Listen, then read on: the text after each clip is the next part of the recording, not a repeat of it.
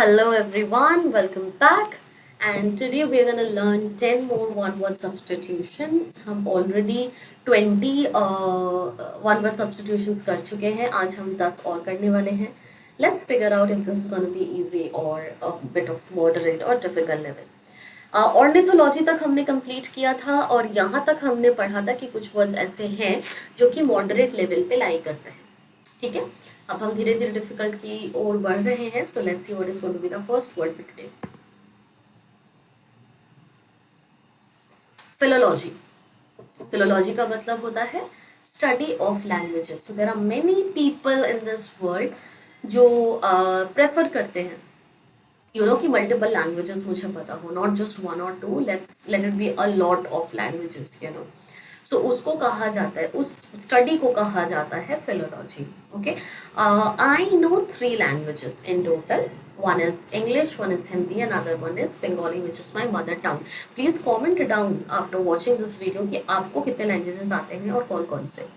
ठीक है, सो हर किसी ने ही कभी ना कभी फिलोलॉजी तो करा ही है अपने लाइफ में. So this is the first word we have. Then there is palaeography.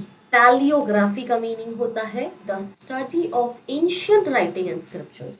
पुराने ज़माने में या पुराने एंशियंट टाइम में जो राइटिंग होती थी या जो स्क्रिप्चर्स होते थे उसकी जो स्टडी होती है उसको पैलियोग्राफी कहा जाता है. ऑब्वियसली बात है, उसको भी स्टडी करने की ज़रूरत पड़ती है so that we understand what is the scripture या व्हाट इज़ द स्क्रिप्ट.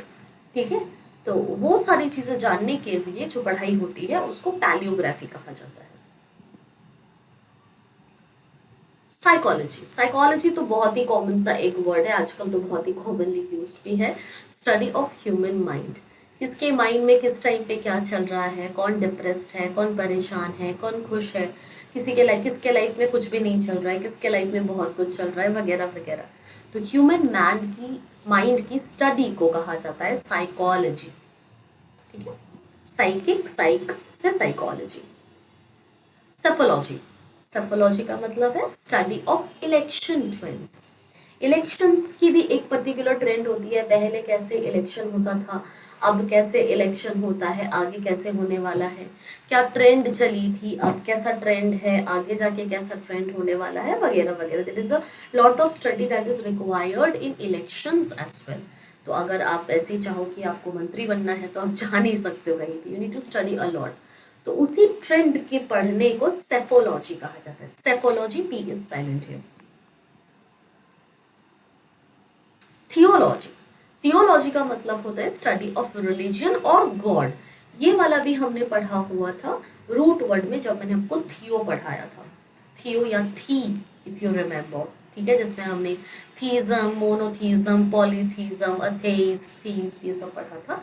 उसमें थियोलॉजी भी आता है which is study of religion और गॉड. ठीक है, पर्टिकुलर रिलीजियन की पढ़ाई, धर्म को लेके जो पढ़ाई होती है उसको थियोलॉजी कहा जाता है. और ये कोई पर्टिकुलर धर्म नहीं, कोई भी धर्म के बारे में आप पढ़ते हो उसको थियोलॉजी कहा जाएगा. इकोफोबिया. अब हम जंप कर रहे हैं कुछ फोबियाज की तरफ. फोबिया मतलब डर. इकोफोबिया का मीनिंग होता है फियर ऑफ होम सराउंडिंग्स. घर के सराउंडिंग्स से डर जो होता है उसको इकोफोबिया होता है. ऐसी ऐसी चीज़ों से लोगों को डर होता है, आपको पता भी नहीं होगा. तो phobia and philia is going to be very very interesting for us. तो फियर ऑफ होम सराउंडिंग्स को बोला जाता है इकोफोबिया. जूफोबिया. जूफोबिया मतलब फियर ऑफ एनिमल्स. जू आप नाम से ही पता लगा पा रहे हो कि एनिमल्स की बात हो रही है. So zoophobia means fear from animals.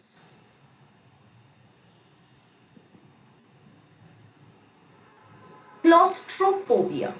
Claustrophobia का मीनिंग होता है फियर ऑफ क्लोज्ड स्पेस. अब ये फियर से ज्यादा ना एंजाइटी के रूप में होता है. मतलब if you are enclose somewhere, जैसे कि मैं अपने कैबिन में बैठी हूँ और मुझे एकदम से सफोकेशन होने लग जाए, एकदम कि ऑक्सीजन की कमी होने लग जाए, कि मुझे किसी ने बांध दिया है, मुझे किसी ने बंद कर दिया है रूम से बाहर, and you are enclosed in a place जिसमें आपको ये फील होने लगता है कि आप ट्रैप्ड हो चुके हो एक तरह से. तो आपको ऑटोमेटिकली बहुत एंशियस फील होता है. उसी को क्लॉस्ट्रोफोबिया कहते हैं, कि बंद जगह में घुसे रहने का डर जो होता है. Then you have hydrophobia. नाम से ही बहुत क्लियरली पता चल रहा है. हाइड्रो मतलब पानी, फोबिया मतलब फियर. पानी से जो डर होता है उसको कहा जाता है हाइड्रोफोबिया।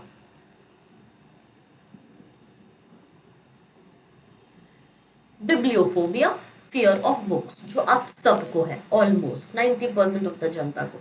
बुक्स नहीं टच करना। बुक देखते ही पैनिक होने लग जाता है, भाई ये क्या है, मुझसे नहीं पढ़ा जाएगा, too many of the subjects, too many of new words, too many of this.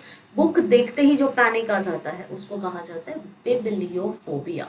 Your task would be to tell me what is the antonym of bibliophobia. मतलब कि बुक से डरना तो ठीक है, डर लग सकता है बहुत लोगों को, उसको आप बिब्लियोफोबिक पर्सन कहते हो या बिब्लियोफोबिया उस चीज को कहते हो।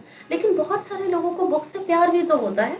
देर are people who love to read novels, who love books, जिनको बुक से बहुत प्यार होता है कि हाँ मुझे बुक्स बस मिल जाए, मैं तो सब पढ़ लूंगी, मैं तो सब पढ़ लूंगा, ठीक है। सो इस तरह के भी लोग होते हैं, इनको आप क्या बोलोगे? ठीक है। So your task would be to comment down that कि अगर मुझे बुक से प्यार है, fear as a love for books अगर है, then what would I be known as? Fine. So these are again 10 sets of words, a set of 10 words rather, जो आज हमने पढ़ा है वन वर्ड सब्सटीट्यूशन में।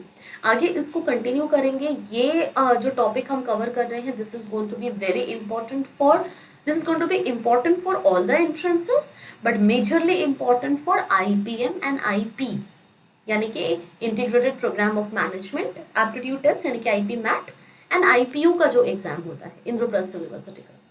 इसमें इस तरह के वन वर्ड सब्सटीट्यूशन वाले वर्ड्स या क्वेश्चंस बहुत पूछे जाते हैं, ठीक है। तो आप लोग अगर इस कैटेगरी में बिलोंग करते हो कि आप ऐसा कुछ टेस्ट देने जा रहे हो, then this particular thing, one word substitution, is going to be everything you want to know, ठीक है। सो प्लीज इसको स्किप मत करना, अच्छे से इसको पढ़ो, टेस्ट दो, and then figure out if you are able to understand and use this words और not. Okay, see you in the next video with some more words. Bye and take care.